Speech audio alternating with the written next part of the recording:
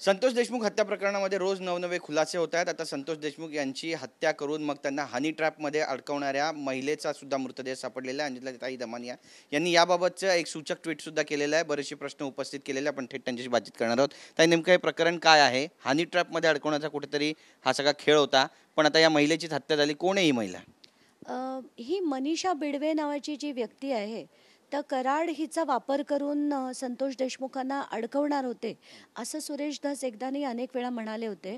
आणि हीच महिला जी कळमला राहायची, ही माहिती जेव्हा मला 2 दिवसापूर्वी मिळाली तिथल्या अतिशय चांगल्या पत्रकाराकडनं, तेव्हा ती मी आधी नवनीत कावत यांना दिली। कावतांनी संजय जाधव जे धाराशिवचे आहेत, SP आहेत, त्यांच्याकडे ही माहिती पाठवली। आज सकाळी मी त्यांच्याशी ॲट लेंथ बोलले आणि त्यांच्याकडनं अमुक गोष्टी ज्या कळल्या की खरंच ही महिला अनेक अशा लोकांना फसवायची आणि तसे त्यांच्याकडे व्हिडिओ आणि ऑडिओ देखील आहेत।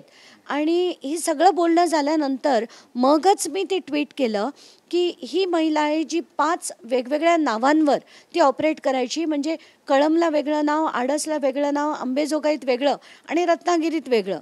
आणि तिचा हाच उद्योग असल्यामुळे तिच्या घरच्यांनी सुद्धा कंप्लेंट द्यायला नकार दिला। म्हणून आता आम्ही पोलिसां थ्रू सुमोटो कारवाईचं प्रोसिजर करतोय, अशी माहिती मला SP संजय जाधव यांनी आज सकाळी दिली होती। पण कळमचे जे SP ते म्हणतात की तुमचे जे आरोप आहेत ते पूर्णपणे खोटे आहेत आणि वेगळीच माहिती ते कळमचे SP नाहीत, कळमचे जे पोलीस अधिकारी आहेत रवी सानप, हे तसं म्हणतायत। पण मुळात मुख्य मुद्दा हाच आहे की सगळ्या ठिकाणचे जे खालचे ऑफिसर आहेत ते अतिशय कॉम्प्रोमाइज्ड आहेत आणि अमुक जे ते बोलतायत ते अतिशय खोटं, दादांत खोटं आहे। मला असं वाटतं की कळमला जाऊन तुम्ही तो इन्व्हेस्टिगेटिव्ह रिपोर्ट करा, तुम्हाला खरं काय ते कळेल। ही महिला त्या घरात सापडली की नाही, त्या घरातनं वास येत होता की नाही, या अनेक गोष्टी बाहेर निघतील। पण यांना या केसची व्याप्ती कदाचित वाढवायची नसेल, कारण कुठेतरी याच्यात धनंजय मुंडे येऊ नयेत, अमुक होऊ नये म्हणून या सगळ्या गोष्टी दाबण्याचा प्रयत्न करतोय। जसं आज सकाळी आपण ऐकलं की कराड यांना कारागृहात त्यांच्या मारहाण झाली, पण आता कारागृहाने पूर्ण स्टेटमेंट काढलंय की अशी काही मारामारी झालीच नाही आहे। पण हे अतिशय खोटं आहे। मला कारागृहातनं मी पुन्हा कन्फर्म केलं, तुमच्या बातम्यांनंतर मी कन्फर्म केलं, तर मला देखील माहिती अशी मिळाली की 3 चापट्या मारल्या होत्या। आरडाओरड जी आहे ती मोठ्या प्रमाणात झाली होती आणि म्हणजे आरडाओरड झाली, भांडणं झाली, पण 3 चापट्या मारण्यात आल्या होत्या। फार मारामारी झाली नाही अशी माहिती मला देखील कन्फर्म झाली होती।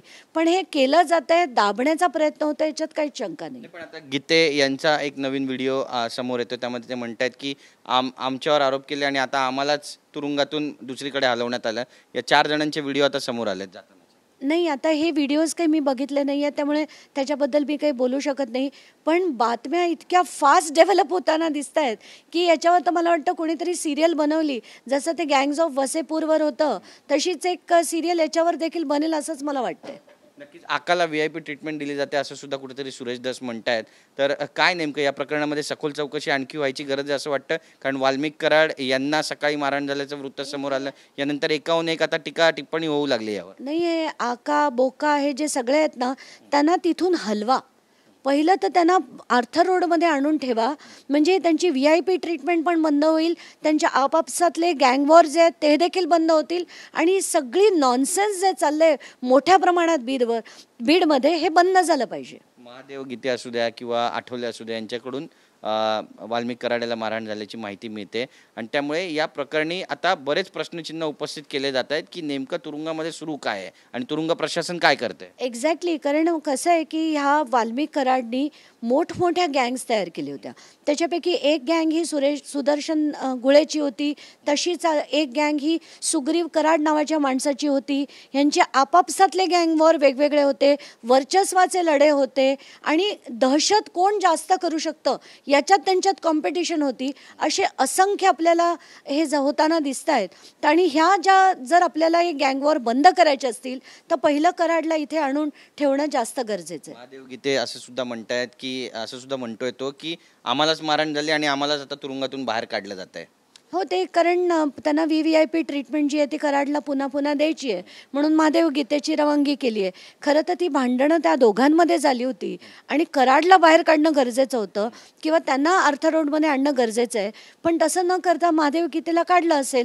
VIP आहेत शेवटी, कराड घरचे जावई आहेत ते त्यांचे।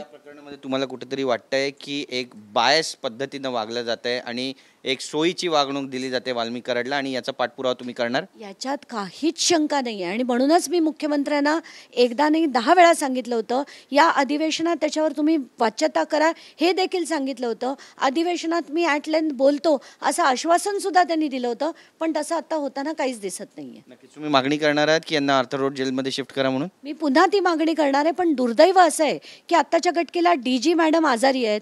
ADGची जे संजय सक्सेना होते ज्यांना मी भेटले त्यांची बदली झाली आहे. नवीन ADG जे आले त्यांना काहीच कल्पना नाही आहे. त्यामुळे पूर्ण गृह मंत्रालय त्याला वालीच कोणी राहिलेलं नाही आहे.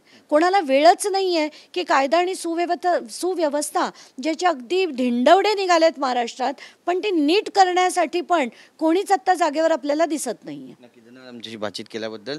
तर आपण पाहतो या ठिकाणी आपली भूमिका मांडलेली आणि पुन्हा एकदा वाल्मिक कराड आणि त्यांच्या टोळीला आर्थर रोड तुरुंगामध्ये आणण्यात यावं अशा मागणीचं पत्र अंजलीताई दमानिया देणार आहे. नेमके सरकारची भूमिका काय असणार आहे पाहणं महत्त्वाचं ठरेल. कॅमेरा पर्सन योगेश गुरवसह गिरीश गायकवाड, TV9 मराठी, मुंबई.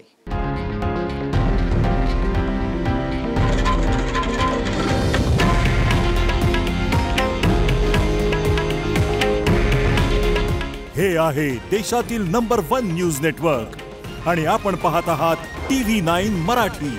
काळजी तुमची, हित महाराष्ट्राचं.